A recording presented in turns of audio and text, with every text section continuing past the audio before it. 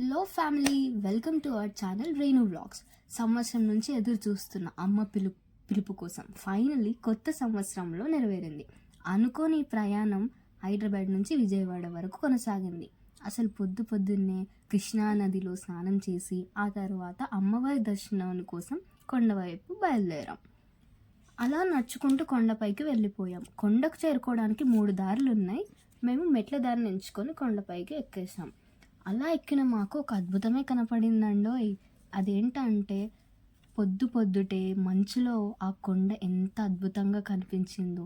మీరెప్పుడైనా ఇలా ఎక్స్పీరియన్స్ చేశారా? తెల్లవారుజామున కొండకెక్కి మీలో ఎంతమందికి అనుభూతి కలిగిందో కమెంట్ చేసేయండి. అలా వెళ్ళిన మాకు అమ్మను చూస్తూ ఉంటే దర్శనం మంచిగా అనిపించి చాలా రోజుల తర్వాత ప్రశాంతంగా అనిపించింది. కొత్త సంవత్సరం శుక్రవారం పూట అమ్మ దర్శనం ఒక అద్భుతం. ఉరుగు పరుగుల జీవితంలో అలా నిల్చొని అమ్మని చూస్తే మనసుకు హాయిగా అనిపించింది. దాని తర్వాత ఎంతో ఫేమస్ అయిన మన విజయవాడ పులిహోర టేస్ట్ చూసి అక్కడి నుంచి బయలుదేరాం. మీకు ఎంతమందికి పులిహోర ఇష్టమో కామెంట్ చేసేయండి. ప్రమోషన్ అనుకోకపోతే ఒక మాట చెప్తాను. ఫ్రెష్ బస్ ట్రావెల్స్ని నేను చాలా ఎంజాయ్ చేశాం. ఆ జర్నీ నాకు చాలా బాగా నచ్చింది. కంఫర్టబుల్ సీట్స్తో రీజనబుల్ ప్రైజెస్తో చాలా బాగుంది. మధ్యలో అక్కడ లంచ్ కోసం బస్సు ఆపినప్పుడు ఆ వ్యూ చూసి నేను ఫిదా అయిపోయాను.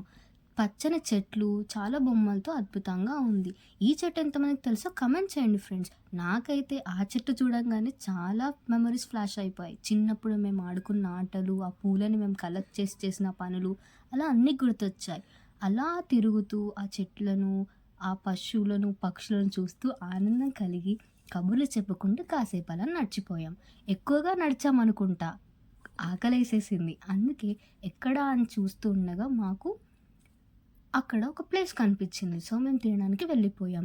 ఈ పూలు మీకు గుర్తున్నాయా? చూడండి ఎంత అందంగా ఉందో. అలా కాసేపు ఆ పూలను చూసి పక్కనే ఉన్న ఆ బొమ్మను చూసి కాసేపు ముచ్చట పెట్టి అలా తిరుగుతూ ఎంజాయ్ చేసాము. ఇక్కడ చూసారా, ఇవేం చెట్లు నాకు తెలియదు, మీకు తెలిస్తే కమెంట్ చేయండి. కానీ ఇంత బాగా మెయింటైన్ చేస్తున్నారు చూడండి ఫ్రెండ్స్ వీళ్ళు. ఇంత స్ట్రెస్ఫుల్ లైఫ్లో ఇన్ని చెట్లను పెంచి ఇంత బాగా చేస్తున్నారంటే ఈ రెస్టారెంట్ వాళ్ళు చాలా మంచోళ్ళు అండి. ఇక ఆకలిస్తుందని మేము హడావుడిగా వెళ్ళిపోయాం. చూస్తే అక్కడ ఏముంది, ఆవకాయ.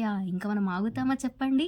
ఆవకాయ, అప్పడం, పెరుగన్నంతో మా లంచ్ పూర్తయిపోయింది. ఏ మాట కామాట ఆవకాయ మాత్రం అద్భుతంగా ఉంది. అలా అప్పడాలు వేసుకొని తింటుంటే మీకు కూడా నోరుతుంది కదా. మేమైతే చాలా బాగా ఎంజాయ్ చేస్తాం. అలా తినేసి కాసేపు అయ్యాక ఒక సినిమా చూసి పడుకొనేసి హైదరాబాద్ వచ్చేసాం. Please comments, like, share, comment, subscribe.